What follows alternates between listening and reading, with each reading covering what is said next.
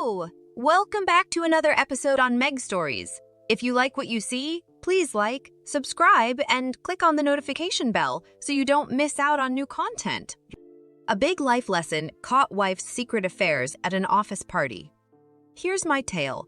My wife and I have been married for 6 years. In our daily lives, everything is going swimmingly. Our daughter is 2 years old. My wife is a lovely woman with a lovely figure. Long legs, a tiny, well-groomed chest, and delicate skin. I was madly in love with her, but now we'll get to the meat of the issue. My wife worked for a failing business. Why am I saying this? Allow me to explain. This company could hardly be labeled good because the employee relationships were clearly irresponsible and unprofessional. How did I find out? I'll explain. I didn't want my wife to attend the company function. I just had a feeling things would go wrong. She began planning for this event 2 weeks ago, purchasing a dress, shoes, and even perfume. She chose the scent herself. I didn't like the fragrance, but my wife assured me that I wouldn't have to. She stated that the perfume was only required until the evening, and that when she returned, she would wash it off in the shower. She chose a dress with an extremely exposing neckline. I didn't like it, but my wife joked that she loved me, but wanted to make a good impression on her female coworkers. They wagered a case of pricey champagne on who would look better at the New Year's Eve celebration. Her team's event began at 4 o'clock in the afternoon and went until 11 o'clock at night. That's how it's done these days. Aside from that, I had no reason not to believe my wife. She had never disappointed me. I watched her depart on December 30th, and the taxi arrived. I asked her to stay, hoping she would, but she said she couldn't because it would jeopardize her professional image. Her supervisor disliked refusals, and they may harm her career. Of course, she made a lot more money than I did as a teacher. Although I had a good and consistent wage, it was not as high as hers. When my wife went, I decided to let her unwind and enjoy herself. After all, she had previously attended gatherings hosted by her firm. I'd always let her go, but this time I felt a peculiar emptiness, worry, and an uncomfortable sensation that knocked me off guard. I called my wife around 10 o'clock at night. She answered the phone, but because of the loud music and celebration, I had to shout to be heard. I inquired as to when she intended to return home. She responded that they had decided to continue the celebration and that she would return in 2 hours. Among the din, I heard someone repeatedly inviting my wife to dance. My wife had not returned home by the appointed time. Her phone was turned off when I tried to call her. She didn't return until the next evening, 4 hours before New Year's Eve, and she appeared somewhat tipsy. She kissed me passionately on the lips. A sense of foreboding lingered in me during her absence. I couldn't sleep because I was waiting for her, and I contacted her friends, acquaintances, and relatives every 15 minutes. I only had one colleague's phone number, that of her coworker, but even that was inaccessible. I resolved to contact the police if she did not return by New Year's. I took our toddler to my mother's house just in case. When she walked in, I asked her why her phone was switched off. My wife opened her eyes and pretended to be surprised, stating she had no idea what was wrong and why I hadn't phoned her. She speculated that the phone had accidentally turned off by itself. She raced to the kitchen after quickly taking a shower to assist me with the cooking. Despite the fact that I had already prepared practically everything, all that remained was to combine the salads and decorate them.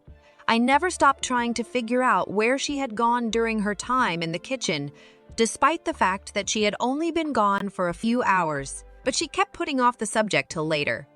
I rang in the new year with trepidation. Despite my wife's efforts to cheer me up by talking about love, our child, and the future, she began crawling onto my lap and kissing me. But I noticed she was doing it violently and improperly. She'd never acted like this before. I realized my wife was keeping something from me. She became slightly inebriated after 3 glasses of champagne. I drank very little, just a sip from the flute.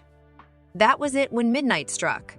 My wife said she was weary and going to bed around 2 o'clock in the morning. I didn't wake her up at the crack of dawn. I knew where they were going to celebrate the holiday, so I made the decision to travel there. I purposefully switched off my phone during the travel. I got at the place 1 hour later. Fortunately, it was January 1st, and there were few cars on the route. I tracked down the head of security, who turned out to be a lovely woman in her 50s. We talked, and she confirmed that such a company was definitely celebrating New Year's. They did not, however, return home because they had leased not only the restaurant but also hotel rooms, and everything had been prepaid. The only thing they refused to provide me was the camera footage, claiming it was classified information. However, as the proverb says, the castle gates will always open for gold-laden donkeys. I located a security guy who showed me around and copied everything I needed onto a flash drive for a fee. I told him that these video assets would remain in my possession. Yes, I did see my wife. She wasn't high on anything. I noticed her coming towards a room with a man softly holding her waist. I noticed them passionately kissing in front of the room. I noticed them enter the room. I observed the first man leave the room an hour and a half later, and then he returned with another male. Because the camera was in the corridor and only captured a fraction of the room with the bed, I could only see a portion of what was going on inside the room at times. Although I only saw portions when the door was opened, it was sufficient. At first, I only saw my wife with one man. Then I saw him walk away, and another man came in. Then I noticed my wife having both of them at once. They drank champagne, talked, and then resumed their activities in between sexual encounters. This continued all through the night. The males departed my wife's hotel room at 11 a.m. the following day. The first man came out, and the second stayed behind and left an hour later. My wife emerged from the room an hour later. The final images had already been taken outside, where my wife and her colleague were getting into a cab.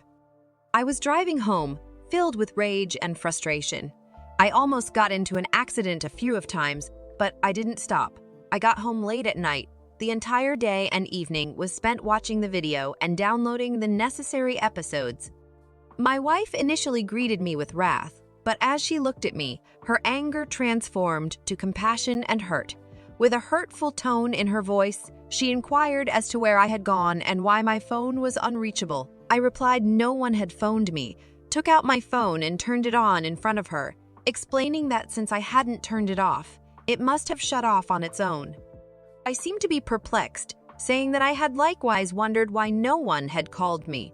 My wife's expression was filled with perplexity and tension at the time. For the first time, I noticed she was thinking about something. So I asked her if she wanted to be honest with me and tell me where she had gone all night. My wife said she had attended to a company party, had too much to drink, and they had left in the evening just after the party had ended. She passed out in the taxi, and her friend drove her home. She spent the night at a friend's house and was unable to leave her colleague's house during the day due to extreme sickness. I checked with my wife to make sure she was telling me the truth. She said it was the entire truth and she had no reason to lie to me, with terror in her voice. That's when I recommended paying this coworker a visit to thank her and wish her a happy new year. My wife stated that she wasn't prepared, that she was sick, and that she needed to put on cosmetics before heading to her colleague's house. Her coworker also indicated that she planned to visit her parents on January 1st and remain until the conclusion of the holiday weekend. So I asked my wife directly whether she wanted to watch a new pornographic film in which she played the key role with me. My wife was terrified at that precise moment. She stated that she did not wish to watch anything. I stepped outside, took out my laptop, and transferred all of the video recordings from the flash drive. When I returned to the bedroom, my wife was silently crying. I began playing the recording and placed the laptop on the bed in front of her. My wife went into tears and began mumbling that she didn't want this, that she had been violated. That's when I proposed calling the cops. Of course, she declined, claiming that she had had too much to drink and that she had no idea how it happened. She assured me she loved me and our child and begged me not to leap to conclusions. She stated that we had a child that should not have grown up without a father. She informed me that I was a good husband and that, as a man, I fulfilled her in every manner, which is what she had liked and still loved about me. It ached to look at this woman and hear her incoherent reasons and pledges of genuine and undying love for our family, for our child. I was seized with wrath. I began yelling. What did she think she was doing dragging another man into her hotel room? What was she thinking while two men were involved? Did she give any thought to our family, our child, or me? And were all of her business events like this? My tearful wife begged for forgiveness and a fresh start. She stated it was a one-time blunder that she would never repeat in her life. She didn't want to be without me. She desired that our child be raised by both parents. She insisted on our child having both a mother and a father. The child should not grow up without a father and should be raised in a family setting. She stated that she was willing to die for her actions. She couldn't see herself without me or our child. That's when I burst out laughing. I screamed and demanded to know what, and more crucially, who she was thinking about in that hotel room. What and who was she thinking about when she went to that corporate event, knowing she wouldn't be able to return on time, knowing everything was already paid for? Why did she lie to me from the start? Who is the man she entered the room with, and who is the man who later joined them? My wife stopped crying and sat there, her face expressionless. She claimed she understood everything, that she didn't want this to happen, but it did, and that she was willing to go to any length to save our family. She stated that our child, and I meant the world to her. She couldn't picture her life without me and our child. I silently took out a suitcase and began packing my belongings. My wife sat motionless, staring at one point and keeping silent. When I got to the door, I burst out laughing. She pleaded with me not to leave, to remain, to forgive her, and to kiss her. She was clinging so firmly to my jacket that I could scarcely extract her without ruining it.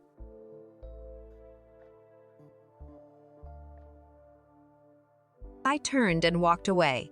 I contacted my mother and begged her to keep the child till the holiday was over. I instructed her not to answer any calls from my wife and, more crucially, not to give the child to her under any circumstances. I explained that I needed to be alone and that I will explain everything later. In reality, it would be preferable for my mother to depart with the child and visit relatives. I reserved a hotel room and placed an order for food and alcohol.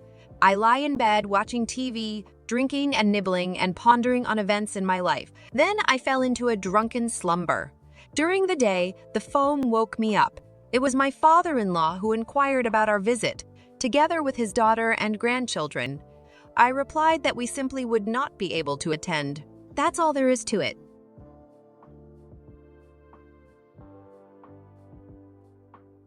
When I got home, I informed my wife that I was divorcing her. I had considered everything and determined that I would never be able to forgive her, that she was a cheater and that she should leave my flat because it had been purchased before to the marriage. Due to the mother's immoral behavior, I would take legal action to determine our daughter's place of residence with her father.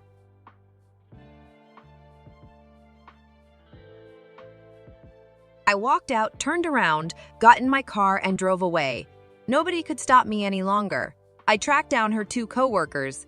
I gathered information on them and discovered that they were both married and had children. In retaliation, I sent their wives an intimate tape starring their husbands and my ex-wife. I'm not sure what happened to them after that, but I had lost interest in that. I needed to start a new chapter in my life. That's the plot. If you enjoy this type of content and would like to see more of it and support the channel, feel free to subscribe and turn on notifications.